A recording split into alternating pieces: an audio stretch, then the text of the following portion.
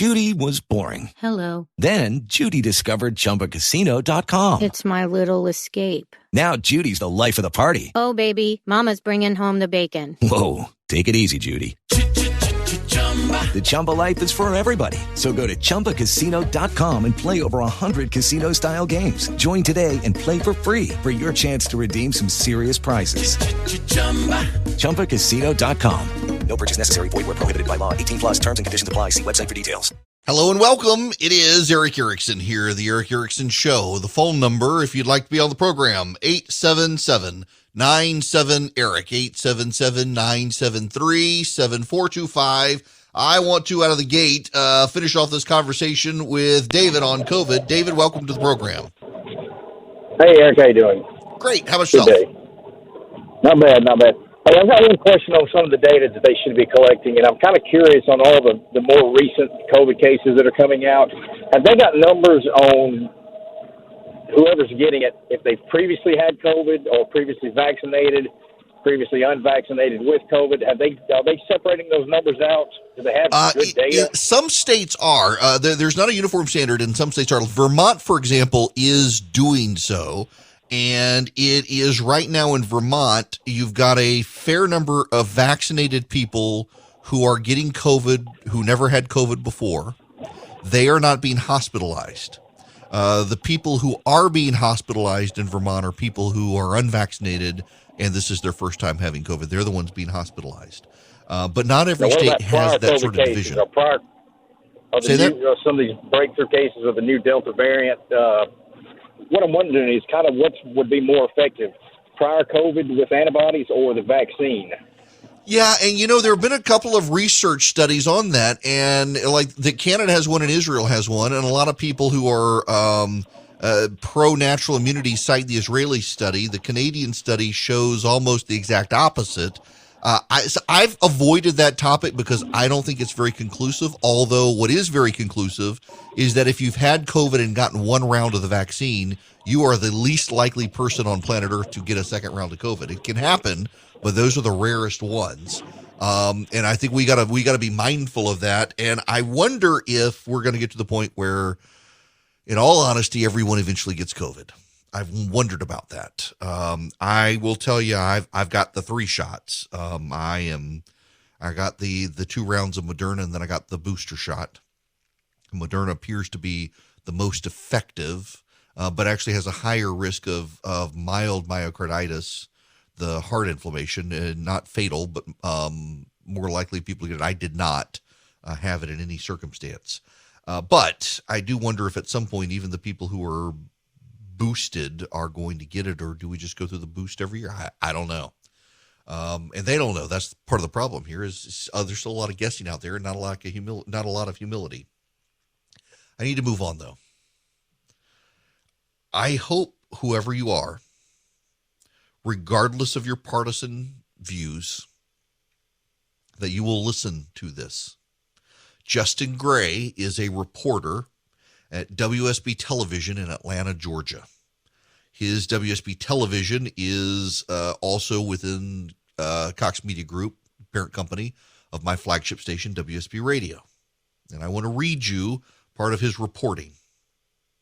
Thousands of patient medical records, scans like X-rays and MRIs, were discovered locked in a cabinet this month at the Atlanta VA Medical Center. We are talking about 1,200 CDs with as many as 6,000 patient scans. Many of these were never uploaded to patient files, a VA insider tells WSB Television's investigative reporter Justin Gray. Gray obtained a series of spreadsheets from a VA source that are from the Atlanta VA's internal review. From the spreadsheets, WSB Television found that the CDs contain thousands of scans like MRI, CTs, and X-rays sent by outside doctors and hospitals back to the VA. Some of the scans are recent. Others date back several years. James Yarbrough in October could not get the VA to pay his community care provider to refill a morphine pump that controls the pain in his back.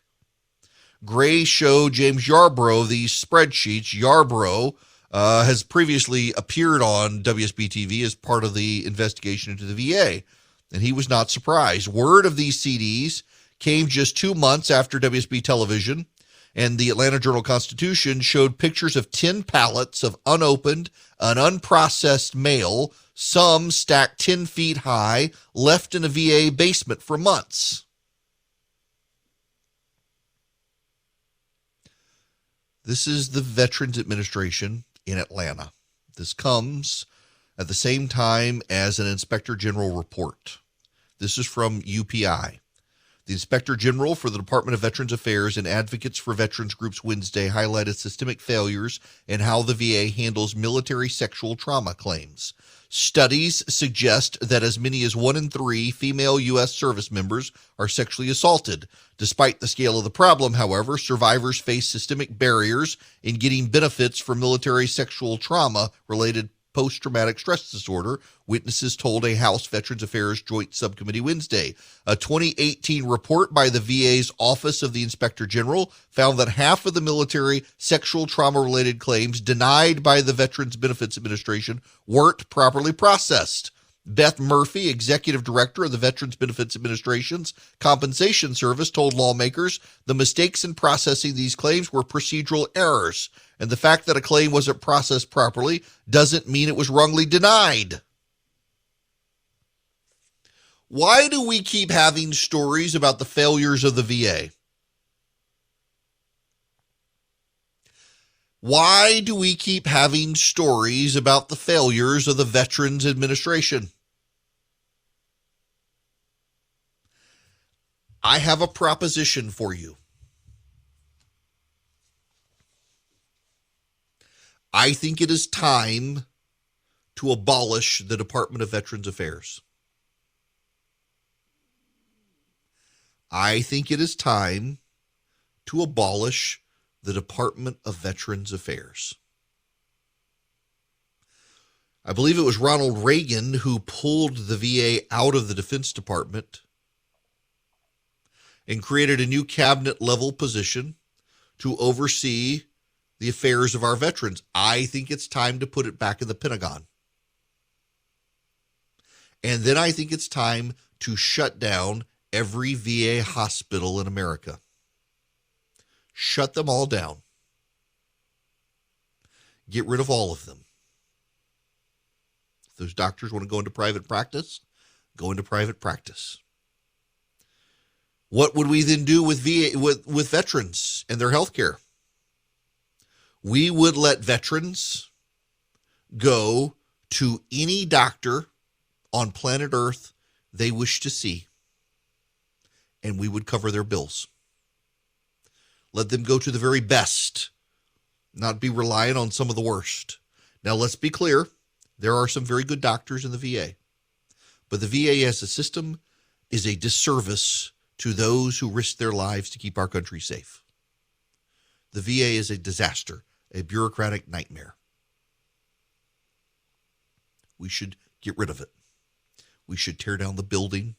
We should pour salt over the building's remains so nothing grows there again in Washington, D.C., as a reminder to the failures of the bureaucracy towards those who put their lives on the line for us.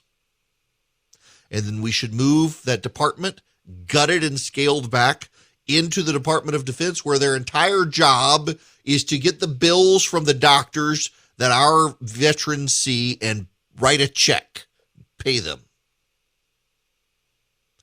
Let our service members go to the Mayo Clinic, the Cleveland Clinic, wherever they want to go, and we pay it.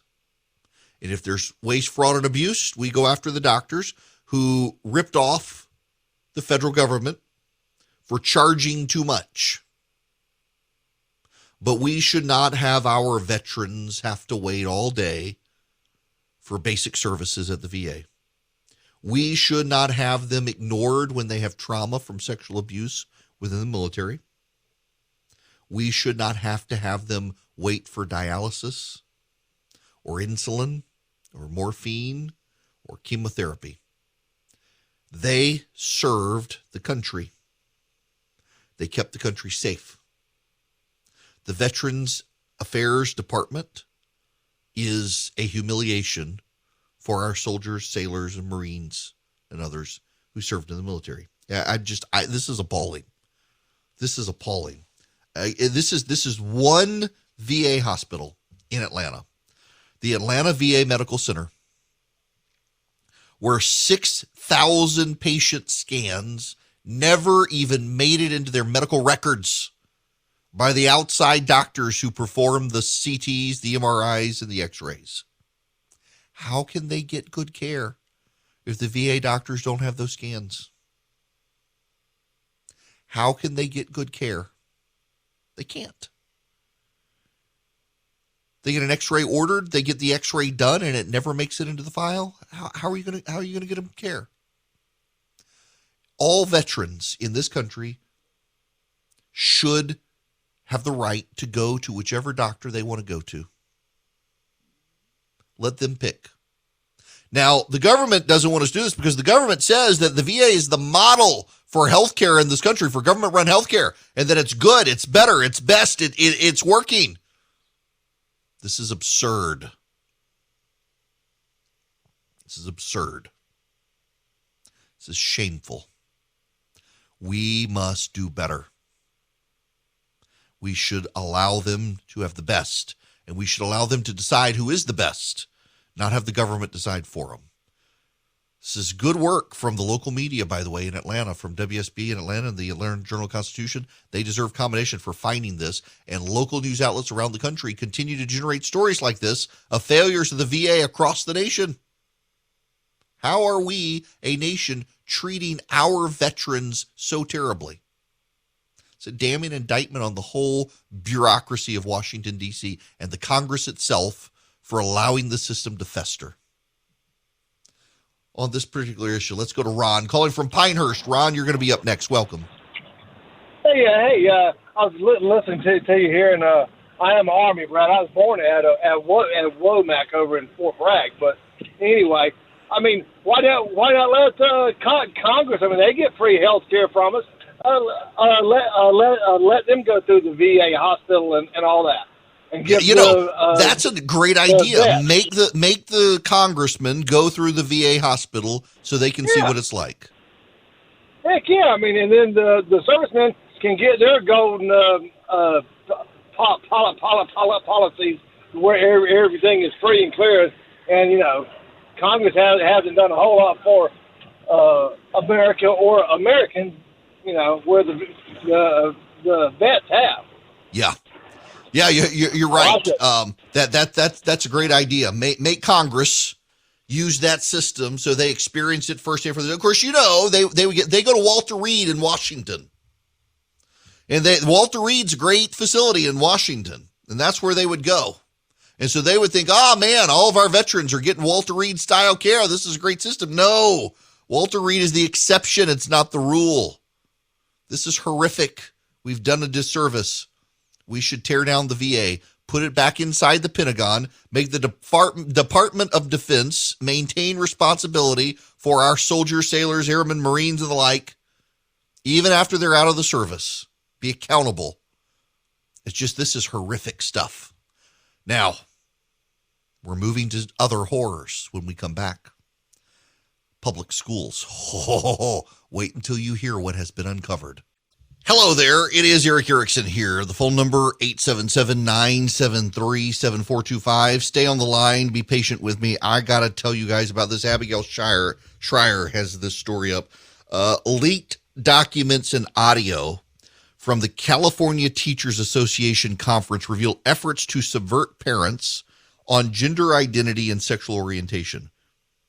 Last month, the California Teachers Association held a conference advising teachers on best practices for subverting parents, conservative communities, and school principals on the issues of gender identity and sexual orientation. Speakers went so far as to tout their surveillance of students' Google searches, internet activity, and hallway conversations in order to target sixth graders for personal invitations to LGBTQ clubs while actively concealing these clubs' membership roles from participating parents. Documents and audio files recently sent to me and authenticated by 3 conference participants permitted a rare insight into the California Teachers Association's sold-out event in Palm Springs, held at the end of October. The 2021 LGBTQ plus issues conference, Beyond the Binary, Identity and Imagining Possibilities, provided best practices workshops that encourage teachers to, quote, have the courage to create a safe environment that fosters bravery to explore sexual orientation, gender identity, and expression. Several of the workshops advised teachers on the creation of middle school alphabet gang clubs, commonly known as the Gay Straight Alliance. One workshop, Queering in the Middle, focused on how practices have worked for successful middle school groups and children at this age developmentally. But what makes for a successful gay rights middle school club? What to do about meddlesome parents who don't want their middle schoolers participating? What if parents ask a club leader if their child is a member? Because we're not official, we have no club rosters. We keep no records, Buena Vista Middle School teacher and LGBTQ club leader Lori Caldera said on audio clips. In fact, sometimes we don't really want to keep records because if parents get upset that their kids are coming, we're like, yeah, I don't know, maybe they came. You know, we would never want a kid to get in trouble for attending if their parents are upset. The advice to those who run middle school LGBTQ clubs is keep no records so you can plead ignorance of the membership with the members' parents. In fact, middle school teacher Kelly Baraki can be heard in some sessions describing having named her club the Equity Club and then UBU rather than more ubiquitous Gay Straight Alliance. Caldera and Baraki, both middle school teachers, led a workshop titled How We Run Them.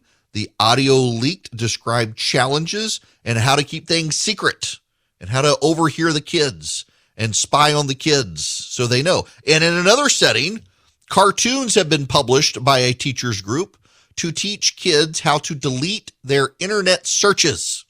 In case they're looking for porn or sexually explicit materials, they're curious online and they're circulating them to middle school kids so that the middle school kids know how to delete their search history.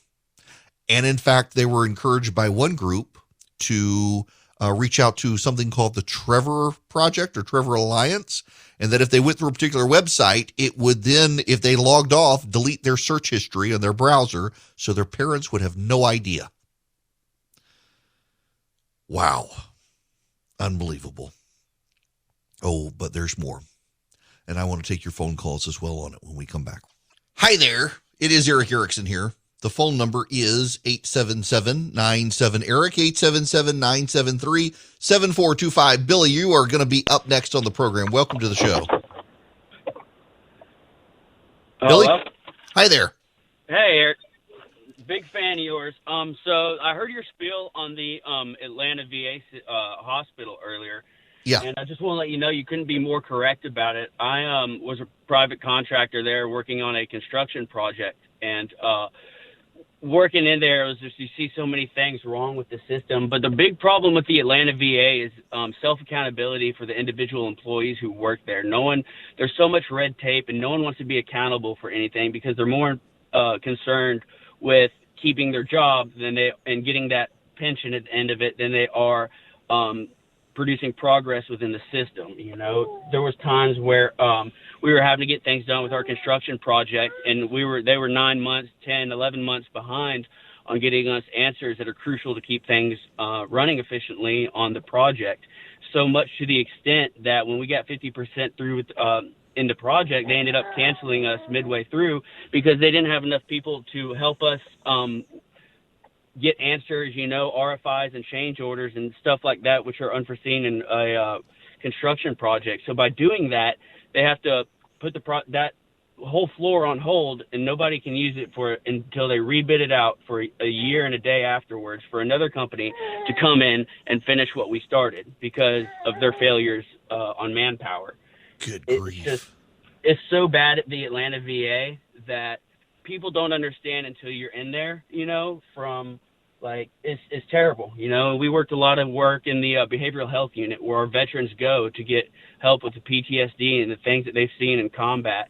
And, you know, and there was a time where I realized you'll never see a VA employee run, because there was one time, you know, you see patients face down on the floor, motionless, and the VA staff are taking their sweet time walking over to them because they don't want to slip and fall, because God forbid the VA had a lawsuit, you know, and stuff like that. So the individual accountability, it's so much more important to everyone there, it seems, than the overall grand scale of accomplishing progress. That's just, it's sad to hear. And, you know, there was that story, I think it was in, I wanted to say Dublin, Georgia, but maybe not there. There was somewhere in the Southeast at a VA hospital, a guy in the waiting room died in the waiting room, and they didn't even notice. And his body, it's absolutely terrible. It's awful. And I can't believe we do this. And I can't believe Congress on a bipartisan basis won't fix it. Absolutely. There was somebody that recently died in the VA because they got bit by ants while they were laying in their hospital bed, and it became a big lawsuit. As a contractor, going through the job site, going through the basement, it would be littered with cockroaches. And nobody cares about anything, it seems, besides themselves and the pension in the long run. So, you know, at the end of the day, I think they need to just get rid of the VA, dissolve it, and allow our veterans to go to quality private healthcare systems, and the VA can negotiate the payment like similar to insurance. Right. You know? Yeah, to Medicare, Medicaid, God something like that. Yeah, amen to that. Listen, Absolutely. Thank you, Billy, very much for calling in. I appreciate that. It's awful that the people who are willing to risk their lives for this nation, who signed up, were called to serve, that they are treated that way. It's just terrible. So I gotta, let's see. I'm getting emails from listeners right now who all have stories about the VA. It's just it's awful. The problems are horrific. There's no accountability. From one listener right now, it says retired from the U.S. Air Force in 2010 after 22 years. It took a total of 3 years and a letter from the office of Johnny Isaacson, the U.S. Senator, to get the VA to process a disability claim. All of these stories are just pouring in. My gosh, it's horrific. A buddy of mine is texting me and saying having just left the VA, listening to me on the program, he concurs.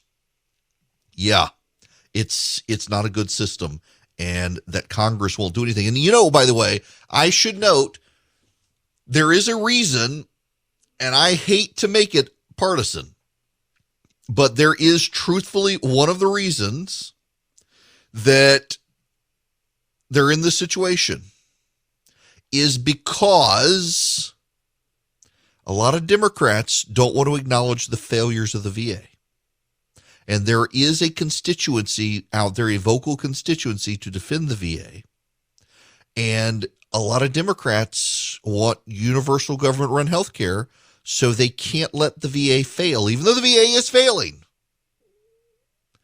They can't acknowledge it because it might turn people off to the government running everybody's health care. Marcus, you're going to be up next. Welcome. Hey, Marcus. Thank you. Sure. Hey, yes. What's going on? Hey, this is Marcus. I'm calling from Atlanta. There's also a failure when it comes to VA, when it comes to, and I'm a 100% disabled veteran, but the voc rehab or the educational benefits that veterans are supposed to get, many of the veterans are entitled, but we can't get counselors to call us back or return our emails. I've been trying for months, and the Atlanta VA, I was connected to the VA in Connecticut.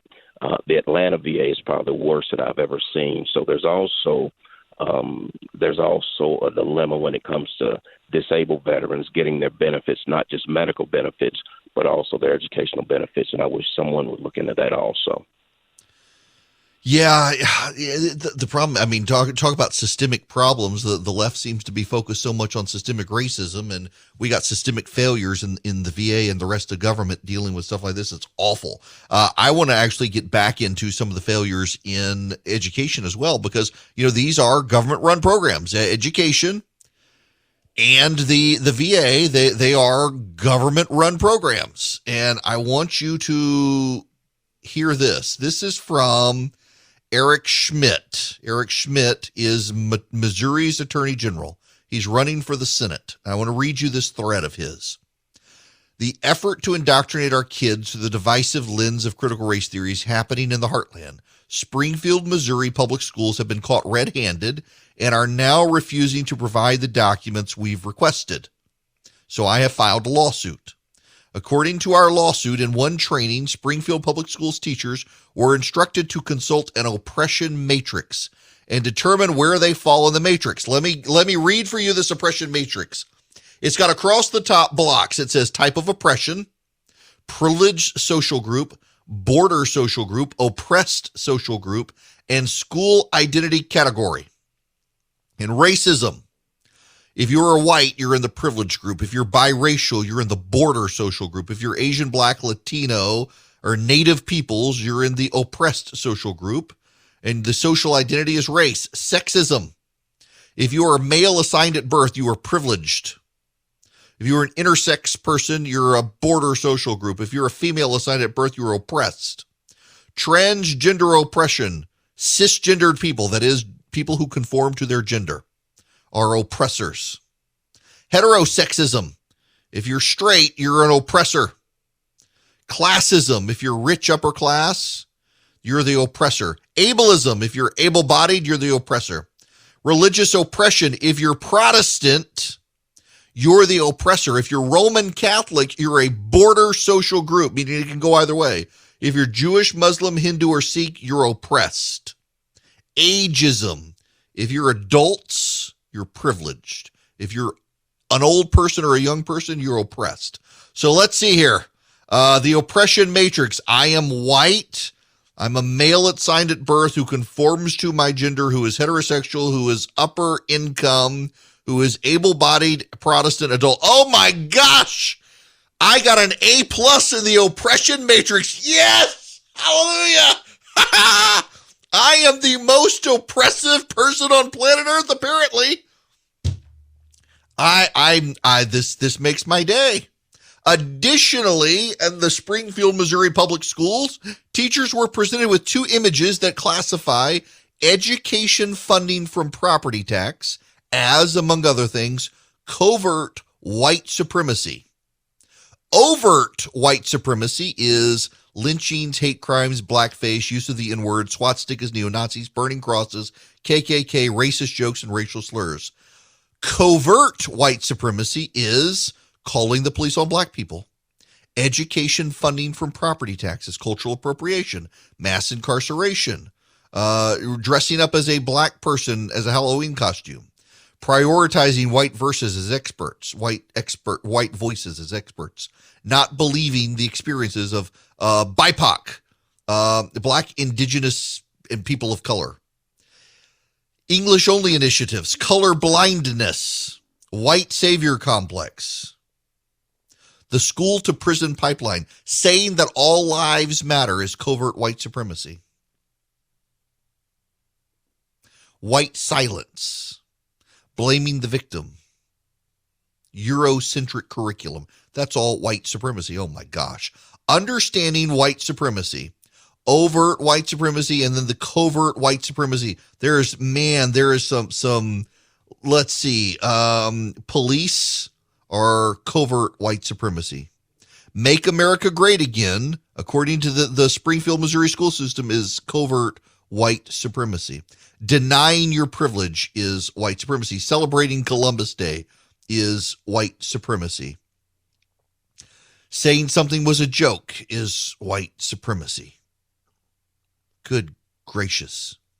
Oh, if you have anti-immigration policies, it's white supremacy. In December 2020, this back to Eric Schmidt. In December 2020, The Springfield Public School System reported that it required senior leaders to participate in a one-day training from the Facing Racism Institute. According to the school, one of Facing Racism Institute's training objectives is to introduce the components of critical race theory. More than 3,500 staff members participated in the mandatory training. The presentation included a discussion of white supremacy, which is described as a culture which positions white people as all associated whiteness, as ideal. The presentation contained examples of covert white supremacy. Education funding from property taxes is white supremacy.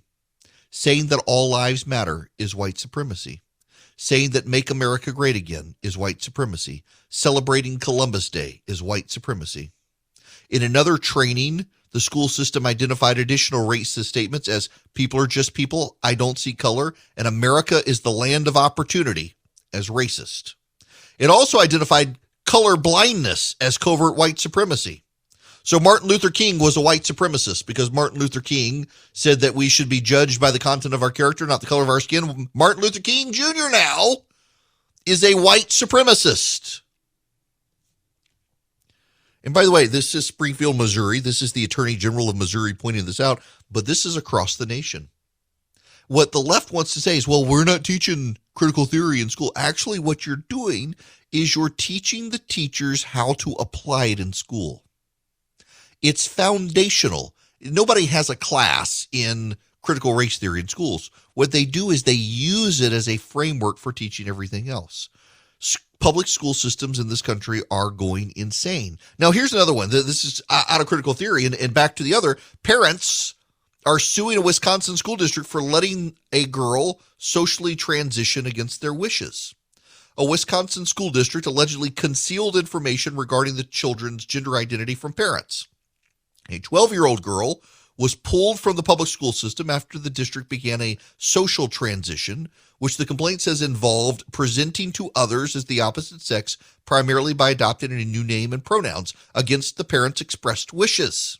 The Alliance Defending Freedom has taken up this case. The Kettle Moraine School District has a policy allowing minor students to socially transition to a different gender identity at school without the parents' consent, even over the parents' objection, and with no knowledge of the parents. The parents of the 12-year-old girl chose not to have her transition and informed the guidance counselor, and they went ahead and did it anyway at the school because the school decided they knew best. The parents have filed a lawsuit. When our public school systems become tools of indoctrination instead of tools of education, it's time to shut them down and allow the parents a choice.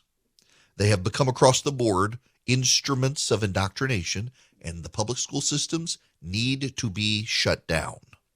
It's awful. Now, I'll tell you what else is awful, our supply chain crisis, and it is having an impact. I don't know how much longer I'm going to be able to sell you guys the Eden Pure Gen 40 heater because they are limited in their supplies. So if you want one, you need to get one as quick as you can. If you don't know what the Gen 40 is from Eden Pure, it is a heater cooler. It's got a fan built in with a strong heating element. It very efficiently can help you warm up 1,000 square feet inside. Now, I use it on the front porch, to be honest with you. It's actually for inside, but it'll work. It'll keep somebody in some warm air going outside as long as it's not super cold. I love it. You should give it a try. It definitely will help you save some money on your power bills, heating up a room very efficiently. You go to EdenPureDeals.com and you'll see my name on the front page, Eric Erickson. You click through, you'll see the Gen 40. Put it in your cart. At checkout, you use the discount code Eric Heater, ERICK Heater. You will get $20 off their lowest sale price, and you will get free shipping from Eden Pure on this. The website is EdenPureDeals.com, and the discount code is Eric, ERICK Heater, Eric Heater. This thing, and by the way, you don't have to put this up when winter's over because it also has a great fan, so you can use it in the summer as well without the heating element engaged, and it will work to circulate great air, warm you up or cool you down, depending on the season. Welcome back. It is Eric Erickson here. So I'm gonna tread here at the end into controversial territory. There aren't a lot of positions in my life where I've very strongly changed positions, but I will tell you one area where I think we probably need to allow a change, and that is currently it is against the law for most financial institutions to do business with the people who grow and sell legally in certain states marijuana. And it makes financial transactions very difficult for them. And it has allowed, frankly, a black market to spring up around the legal market in terms of lending, financing, borrowing, spending in general. And the Democrats in Congress, of all things, are the ones making marijuana policy the good, the enemy of the great. It's kind of odd to see this happen among Democrats who are very in favor of legalization. I think it's probably time, given the number of states that have legalized marijuana. It's still illegal at the federal level, but it's probably time to allow banks to do business with these companies, the legal businesses, to stop the proliferation of the black market that's happening. But the Democrats in Congress can't decide what to do. There is a bill in Congress that has bipartisan support that would allow banks to do business with companies that distribute marijuana. It has bipartisan support. It would allow the states to decide for themselves what to do. And that's really about it. But Chuck Schumer and Cory Booker in the Senate want to do full legalization federally, allow the banks to do business, let everyone out of prison who has ever been convicted of a crime related to marijuana, and several other major things. And the result is that they can't get anything done because some of them want to go for broke and some of them want to take a more reserved path forward. Sometimes you got to take the small steps forward to see what happens. And I think it is time, given legalization efforts in this country, probably is time to allow banks to do business with otherwise legal businesses in states where the federal government has chosen to stop prosecuting them and see what happens from there before going gung-ho on this. The Democrats, however, they can't come to resolution on this, and they're the ones calling the shots. It's just very, very funny to see the Democrats being the ones who can't decide what to do on this now. And you thought these last 2 years were crazy. Welcome to 2022. It's coming up and nothing makes sense still, especially in business. If you're a small business owner, good luck getting financing from a big bank right now. I can offer you a fantastic solution if you're looking for $750,000 or more in financing for your business. First Liberty Building and Loan. Let's say you want to buy a new building, or you want to refi existing debt, or you want to buy a company. Basically, you see opportunity for your business to grow, but you've hit a wall with the mega banks getting financing. That's where First Liberty Building and Loan and my friends the Frost family come in. They solve small business financing problems better than anyone I've ever seen. They say yes, where big banks say no. It's that simple. Look, just do this. Spend 10 minutes with them. Call them, First Liberty Building and Loan, say Eric sent you. In 10 minutes, you'll know if you're a good fit for their program. Go to firstlibertyga.com. That's firstlibertyga.com. They help small businesses nationwide in all 50 states. firstlibertyga.com. Lucky Land Casino, asking people, what's the weirdest place you've gotten lucky? Lucky? In line at the deli, I guess? Aha, in my dentist's office. More than once, actually. Do I have to say? Yes, you do. In the car before my kids' PTA meeting. Really? Yes. Excuse me, what's the weirdest place you've gotten lucky? I never win and tell. Well, there you have it. You can get lucky anywhere, playing at LuckyLandSlots.com. Play for free right now. Are you feeling lucky? No purchase necessary. Void where prohibited by law. 18+. Terms and conditions apply. See website for details.